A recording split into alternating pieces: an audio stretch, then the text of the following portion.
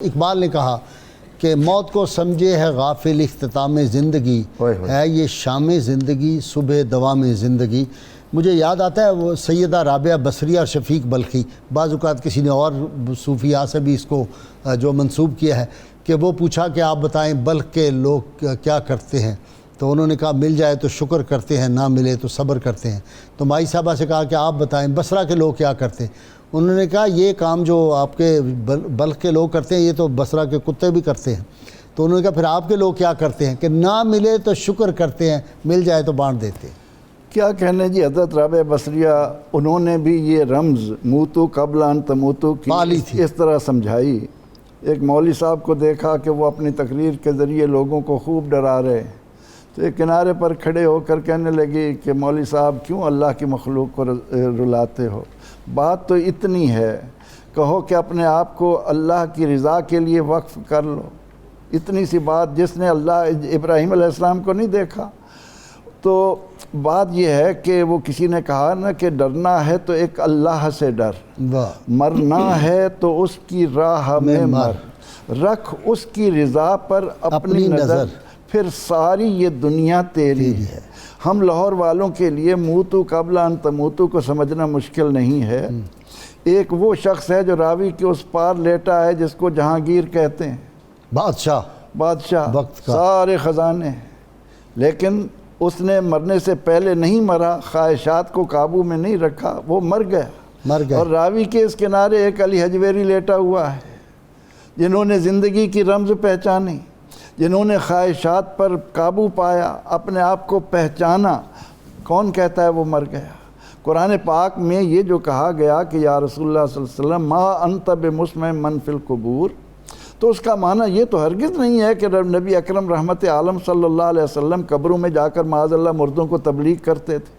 جن لوگوں کو یہ سمجھ نہیں آتی وہ یہ قرآن کے سیاق میں دیکھیں، ان پر یہ حقیقت کھلے گی۔ جو خواہشات نفس کا بندہ ہے اس میں اور حیوان میں کوئی فرق نہیں، اولئک کالانعام بل ہم اضل۔ اور جو اس رمز کو پا جاتے ہیں کہ ہم نے جس منزل پر پہنچنا ہے وہاں کس چیز کی ضرورت ہے، رب تعالیٰ نے ہمیں دنیا کے اندر کس مقصد کے لیے بھیجا ہے، تو وہ مر کر بھی نہیں مرتے، ان کو یہ مرتبہ و مقام نصیب ہوتا ہے۔ وَمَا خَلَقْتُ الْجِنَّ وَالْإِنسَ إِلَّا لِيَعْبُدُونَ۔ اور وہ یعبدون کا مفہوم ایک بزرگ نے یوں سمجھایا کہ غلام کو خرید کر لائے، جب گھر آئے پوچھا کیا نام ہے، کہا حضور عبد ہوں، اس کا کوئی نام نہیں ہوتا، جس نام سے پکاریں گے میرا وہی نام۔ اور کیا کام جانتے ہو، کہا حضور غلام ہوں، جو آرڈر ہوگا بجا لاؤں گا۔ اور کیا کھانا پسند کرتے ہو، حضور میری کوئی مرضی نہیں، جو ملے گا کھاؤں گا۔ کیا پہننا پسند، اس نے جب اس انداز سے جواب دیا تو بزرگ وہیں رونے لگ گئے، ان کی آنکھوں سے آنسوں کی جھڑی لگ گئی کہ یہ ایک بندے کا غلام ہو کر اس کے اندر یہ صفت آ گئی ہے، میں بھی تو ہوں، میرا بھی تو کوئی مالک ہے، میں اس کے ساتھ کس تعلق سے۔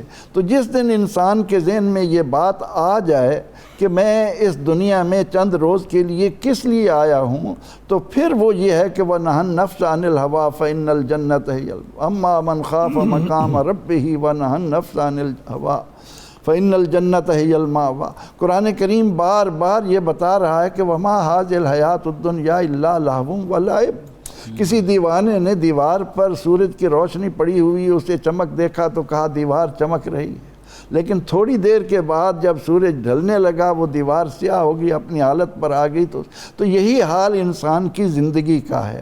ہر انسان کی زندگی میں ٹرننگ موڈ آتا ہے، پوائنٹ آتا ہے، لیکن بات یہ ہے کہ وہ حسن بصری رحمۃ اللہ علیہ کے متعلق ہے نا کہ وہ جواہرات لے کر گئے تو کسی نے کہا کہ آج بادشاہ مصروف ہے اور وہ مصروفیت دیکھنے کے قابل ہے، انہیں ایسی جگہ پر بٹھا دیا گیا جہاں سے وہ اس منظر کو دیکھ سکیں، انہیں کوئی نہ دیکھے۔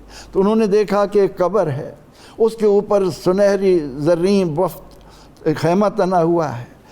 سب سے پہلے وہاں پر سپہ سالاروں کی ایک جماعت آئی، اس نے چکر لگایا۔ اس کے بعد طبیبوں ڈاکٹروں کی جماعت آئی، انہوں نے چکر لگایا۔ پھر دانشوروں کی جماعت، حسن بصری کا ہے، حسن بصری کا ہے۔ پھر خواتین آئیں حسینہ جمیلہ اور ان کے ہاتھوں میں، آخر میں بادشاہ آیا اور آ کر کہنے لگا کہ اے میرے پیارے بیٹے، تو مجھے دنیا میں ہر شے سے عزیز تھا، لیکن کسی ایسی انسین نظر نہ آنے والی طاقت نے تجھے مجھ سے جدا کیا ہے۔ اگر مجھے معلوم ہو جائے کہ وہ کسی سے ڈر کر تجھے دے دے گا، سپہ سالار موجود ہے۔